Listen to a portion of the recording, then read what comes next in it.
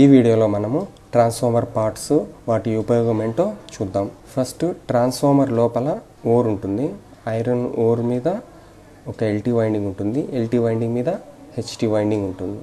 ఈ iron core అన్నాను కదా, అది ఎలా తయారు చేస్తారంటే ఇట్లా ఎల్ షేప్డ్ షీట్లు తీసుకుంటారు, ఐరన్ షీట్లు. ఇది 0.35 mm థిక్నెస్ అలా ఉంటుంది.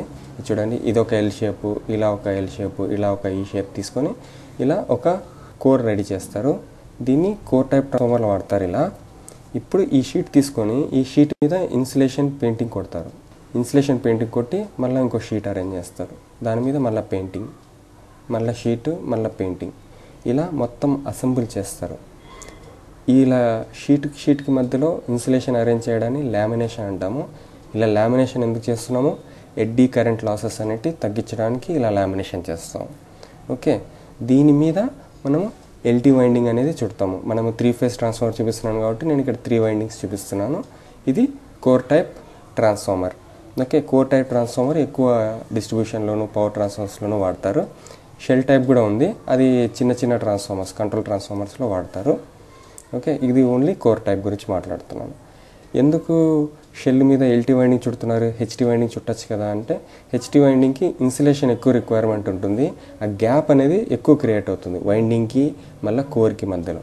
అందుకే ఎల్టీ వైండింగ్ ఇన్సులేషన్ తక్కువ రిక్వైర్మెంట్ కాబట్టి వైండింగ్ చుట్టడం ఈజీ అవుతుంది. అందుకే మ్యాక్సిమం ఎల్టీ వైండింగ్నే కోర్కి చుట్టడానికి ప్రిఫరెన్స్ ఇస్తారు. ఈ ఎల్టీ వైండింగ్ మీద హెచ్టీ వైండింగ్ చేస్తాము. Total LT winding, HT winding, core గురించి డీటెయిల్స్. ఇది ఒక 750 kVA ట్రాన్స్ఫార్మర్. దీంట్లో పార్ట్స్ గురించి తెలుసుకుందాం. ఇది మెయిన్ ట్యాంక్. ఈ ట్యాంక్ లోపల ఇంతకుముందు చూపించినట్టు iron core, LT winding, HT winding assembly మొత్తం ఈ ట్యాంక్ లోపల పెట్టి దీన్ని ఆయిల్తో ఫిలప్ చేస్తాము. ఆయిల్ దేనికి? Oil 2 purposes. ఒకటి కూలింగ్ కోసం, 2 ఇన్సులేషన్గా పనిచేస్తుంది. ఇప్పుడు ఈ ట్యాంక్ లోపల అసెంబుల్ అంతా చేసేస్తాము. ఇది కన్జర్వేటర్ ట్యాంక్. ఆయిల్ హీట్ అయినప్పుడు ఎక్స్పాండ్ అవుతుంది. ఆ ఎక్స్పాన్షన్ని అలో చేయడానికి మనం ఈ కన్జర్వేటర్ ట్యాంక్ పెడతాము. ఈ కన్జర్వేటర్లో ఒక 30-40% ఆయిల్ మెయింటైన్ చేస్తాము.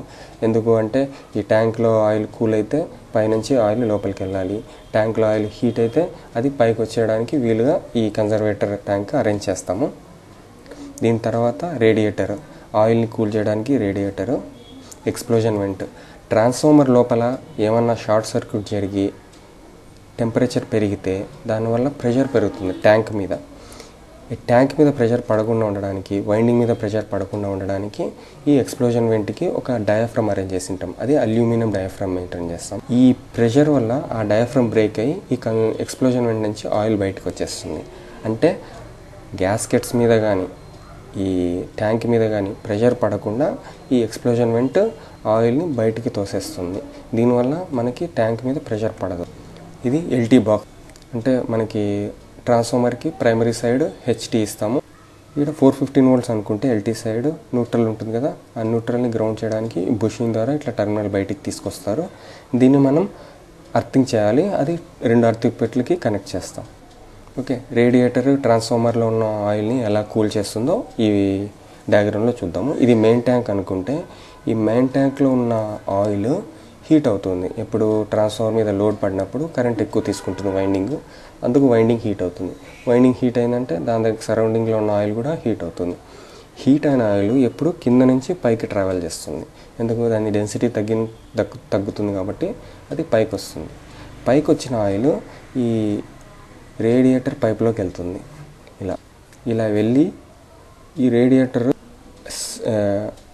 ఏరియా ఎక్కువ ఉండడం వల్ల రేడియేటర్ది అది కూల్ అవుతుంది. ఇలా కూల్ అయ్యి మళ్ళీ ఈ రిటర్న్ పాత్ ద్వారా మళ్ళీ మెయిన్ ట్యాంక్లోకి వస్తుంది. అంటే వేడిగా ఉన్న ఆయిల్ ఏమో ఇట్లా రేడియేటర్ టాప్ పైప్లో నుంచి వస్తుంది. కూల్గా ఉన్న ఆయిల్ ఏమో ఈ కింద పైప్ నుంచి ఇట్లా లోపల ట్యాంక్ లోపలికి వెళ్ళిపోతుంటుంది. ఇది కంటిన్యూస్గా జరుగుతూ ఉంటుంది ప్రాసెస్. అంటే పైకి వెళ్ళడం, మళ్ళీ కిందికి రావడం, మళ్ళీ ఇట్లా లోపలికి వెళ్ళడం.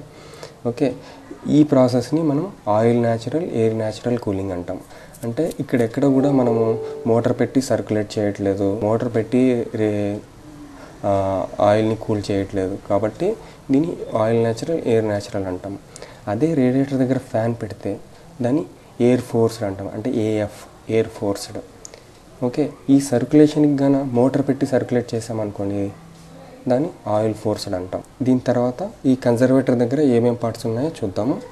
ఇది మెయిన్ ట్యాంక్ అనుకుంటే, ఈ మెయిన్ ట్యాంక్కి కన్జర్వేటర్ ట్యాంక్కి మధ్యలో ఇలా ఒక యాంగిల్లో ఒక పైప్ అరేంజ్ చేసి ఉంటాము. దాని దగ్గర ఉండేది బక్కల్స్ రిలే. ఇది బ్రీతర్ లోపల సిలికా జెల్ ఉంటుంది. ఇది magnetic oil gauge. Breather purpose ఏంటో చూద్దాం. ఎప్పుడైతే ట్రాన్స్ఫార్మర్ మీద లోడ్ పడిందో కరెంట్ ఎక్కువ డ్రా చేసి ఆయిల్ అనేది హీట్ అయింది.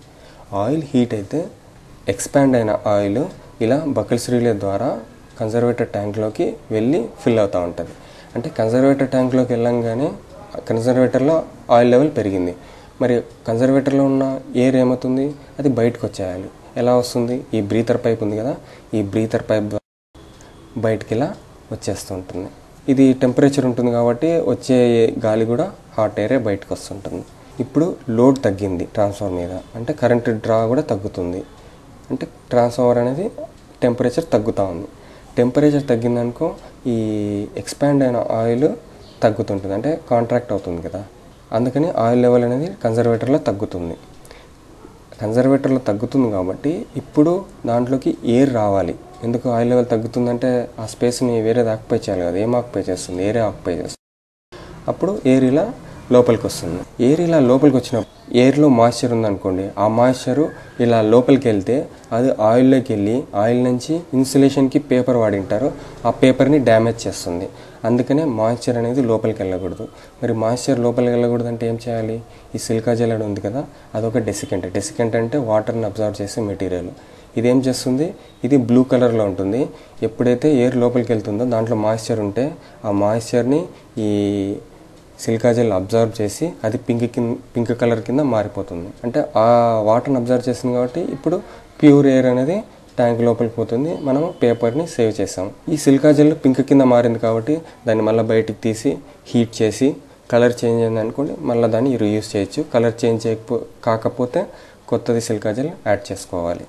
బక్కల్స్ రిలే గురించి చెప్పుకున్నాం కదా. బక్కల్స్ రిలే ఏం చేస్తుంది, వైండింగ్ లోపల చిన్న చిన్న ఫాల్స్కి బబుల్స్ క్రియేట్ అవుతాయి. ఆ బబుల్స్ అన్నీ ఎక్కడికి పోతాయి, బయటికి పోవాలంటే కన్జర్వేటర్లోకి రావాలి. ఎందుకు, త్రూ బ్రీతర్ ద్వారా బయటకు వెళ్తుంది కదా ఎయిర్. కాబట్టి బబుల్స్ ఈ పైప్ ద్వారా ట్రావెల్ అయ్యేటప్పుడు ఈ బక్కల్స్ రిలేలోకి ఎంటర్ అవుతాయి. ఈ ఎంటర్ అయ్యి ట్రాప్ అయిపోతాయి. ఇలా ట్రాప్ అయ్యి గ్యాస్ ఈ అలారంని పికప్ చేస్తాయి. ఇంటర్నల్గా ఏమన్నా ఫాల్ట్స్ ఉంటే మన బక్కల్స్ రిలే డిటెక్ట్ చేస్తుంది. ఆయిల్ లెవెల్ ఈ బక్కల్స్ రిలే కంటే తక్కువ ఉన్నా ఇది బక్కల్స్ రిలే అనేది ట్రిప్ అయిపోతుంది. ఎందుకంటే మొత్తం ఎయిర్ ఉండిపోతుంది కదా బక్కల్స్ రిలేలో, అందుకనే అది కూడా ట్రిప్ అయిపోతుంది. అంటే ఆయిల్ లెవెల్ లో ఉన్న బక్కల్స్ రిలే ట్రిప్ అవుతుంది. బబుల్స్ ఫామ్ అయినా అలారం వస్తుంది. బబుల్స్ ఫామ్ అయితే అలారం వస్తుంది. సర్జ్ అంటాము, అంటే ఇంటర్నల్ ఫాల్ట్ వల్ల ఫోర్స్గా ఆయిల్ అనేది మెయిన్ ట్యాంక్ నుంచి కన్జర్వేటర్ ట్యాంక్ పోయినప్పుడు ఈ బాటమ్ కాంటాక్ట్కి ఎన్సీ చేసి దాన్ని ట్రిప్ చేస్తుంది. అర్థమైంది కదా. అంటే బక్కల్ రెండు కాంటాక్ట్ ఉంటాయి. టాప్ కాంటాక్ట్ ఎప్పుడు ఆపరేట్ అవుతుంది, ఎప్పుడైతే గ్యాస్ బబుల్స్ అన్ని ట్రాప్ అయ్యి ఒక స్టేజ్ తర్వాత అది అలారం క్రియేట్ చేస్తుంది. బాటమ్ కాంటాక్ట్ మాత్రం ఈ సర్జ్ వల్ల, అంటే ఇంటర్నల్ ఫాల్ట్ వల్ల ఆయిల్ ట్యాంక్ నుంచి కన్జర్వేటర్కి స్పీడ్గా ఫ్లో అయ్యేటప్పుడు ఈ బాటమ్ కాంటాక్ట్ అనేది ఆపరేట్ అవుతుంది. ఎప్పుడైతే ఈ కాంటాక్ట్స్ ఆపరేట్ అవుతాయో దీన్ని రీసెట్ చేయడానికి మనకి పైన గ్యాస్ వెంట్ వాల్స్ అని ఇచ్చాము. ఈ వాల్స్ని ఓపెన్ చేస్తే గ్యాస్ అంతా రిలీజ్ అయిపోతుంది. ఇది రిలీజ్ అయిన తర్వాత క్లోజ్ చేసేసి ఇది రీసెట్ చేసే పద్ధతి అనమాట. బక్కల్స్ రిలే రీసెట్ చేసి మనము ట్రాన్స్ఫార్మర్ని చార్జ్ చేయొచ్చు. ఇది ట్యాప్ స్విచ్ హ్యాండిల్, అంటే మనము సెకండరీ సైడ్ వోల్టేజ్ని అడ్జస్ట్ చేయడానికి ఈ ట్యాప్ చేంజర్ని యూస్ చేస్తాము. ఇది ట్యాప్ పిన్, ఎక్కడైతే ఈ పిన్ని లాక్ చేస్తామో ఆ పొజిషన్లో ఉన్నట్టు ఇవి పొజిషన్స్ చూపిస్తున్నాం కదా, 1 2 3 4 5 అని పొజిషన్స్ ఉన్నాయి. ఇప్పుడు ఇది 3లో లాక్ అయి ఉంది. ఇలా 3 నుంచి 4కి పోతే సెకండరీ సైడ్ వోల్టేజ్ అనేది పెరుగుతుంటుంది. అంటే ట్యాప్ పొజిషన్ పెరిగే కొద్దీ వోల్టేజ్ పెరుగుతుంది. ఇది ఎలా పెరుగుతుందో నెక్స్ట్ స్లైడ్స్లో చూద్దాము. ఎగ్జాంపుల్, ఇది ఒక కోరు, ఇది ప్రైమరీ వైండింగ్, ఇది secondary winding. Primary side 5 turns ఉన్నాయి, 1 2 3 4 5 టర్న్స్ ఉంది. సెకండరీ సైడ్ 3 టర్న్స్ ఉన్నాయి అనుకోండి. ఇప్పుడు ప్రైమరీ సైడ్ ఇన్పుట్ ఇస్తాము, సెకండరీ సైడ్ అవుట్పుట్ వస్తూ ఉంది. ఓకే, బాగుంది. ఇప్పుడు నేను ఇక్కడ 10 volts ఇచ్చాను అనుకోండి ప్రైమరీ సైడ్. సెకండరీ సైడ్ ఎంత వస్తుందో నెక్స్ట్ చూద్దాం. ఇప్పుడు 10 volts అంటే ఒక్కొక్క వైండింగ్ మీద ఒక్కొక్క టర్న్ మీద ఎంత వోల్టేజ్ స్ట్రెస్ పడుతుందో తెలుసా? ఇవి 5 వైండింగ్స్ కదా, 10 divided by 5 2 volt అంటే ఒక్కొక్క దాని మీద 2 volt ప్రెషర్ ఉంటుంది. దీని మీద 2 volt, దీని మీద 2 volt, దీని మీద 2 volt, దీని మీద 2 volt. ఇక్కడ పర్ టన్ 2 volt ఉంది కాబట్టి సెకండరీ సైడ్ కూడా పర్ టన్ 2 volt ఇండ్యూస్ అవుతుంది. అంటే ఇక్కడ 2 volt ఉంటుంది, ఇక్కడ 2 ఉంటుంది, ఇక్కడ 2 ఉంటుంది. అయితే ఇక్కడ ఉండేది 3 tons కాబట్టి వచ్చేది టోటల్ 6 volts వస్తుంది. అంటే సెకండరీ సైడ్ 6 volt వస్తాను. నేను ఒక టర్న్ తగ్గించేసాను ప్రైమరీ సైడ్. అంటే నేను ఇప్పుడు 10 volt 4 tonsకే ఇస్తున్నాను. 10 divided by 4 ఎంత? 2.5 అంటే ఒక్కొక్క దాని మీద 2.5 volt ఇస్తున్నాను. అప్పుడు సెకండరీ సైడ్ ఎంత వస్తుంది ఒక్కొక్క టర్న్కి? 2.5 2.5 2.5. ఈ 3 యాడ్ చేస్తే ఎంత వస్తున్నట్టు? 7.5. అంటే ప్రైమరీ సైడ్ వైండింగ్స్ తగ్గించడం వల్ల సెకండరీ సైడ్ వోల్టేజ్ అనేది పెరిగింది. ఈ ప్రిన్సిపల్ మీదనే ట్యాప్ చేంజర్ వర్క్ అవుతుంది. ఓకే కదా. ఇది హెచ్టీ బుషింగ్. ఇది 11 kV బుషింగ్ చూపిస్తున్నాను. చూపించేది ఇది అబోవ్ 33 kVకి ఇంత పెద్దగా వస్తుంది బుషింగ్. ఈ బుషింగ్లో పార్ట్స్ ఏంటో చూద్దాము.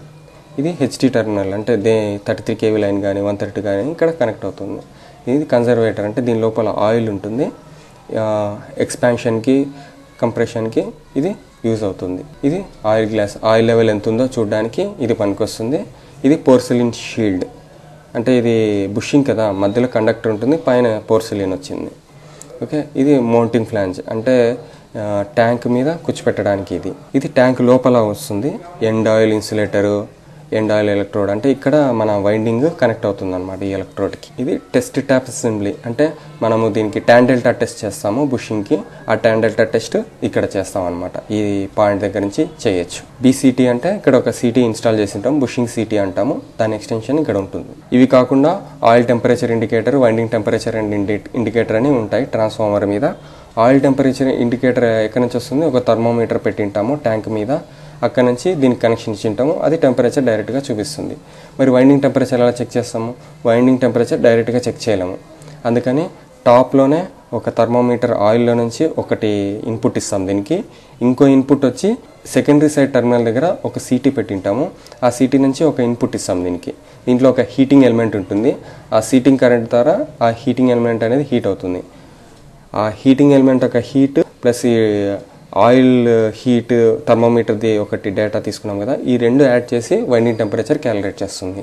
అంటే మనం వైండింగ్ టెంపరేచర్ ఏదైతే క్యాలిక్యులేట్ చేస్తున్నామో అది డైరెక్ట్ మెజర్మెంట్ కాదు, ఇండైరెక్ట్ మెజర్మెంట్. అంటే సీటీ కరెంట్ తీసుకొని ప్లస్ ఆయిల్ టెంపరేచర్ తీసుకొని వైండింగ్ టెంపరేచర్ అనేది క్యాలిక్యులేట్ చేస్తున్నాం. ఓకే. దీనికి సంబంధించి మీకు ఇంకేమైనా డౌట్స్ ఉంటే 5minuteselectrical@gmail.comకి మెయిల్ చేయండి. ఈ వీడియో నచ్చితే లైక్ చేయండి. ఇలాంటి వీడియోస్ కోసం సబ్స్క్రైబ్ చేయండి. Thank you.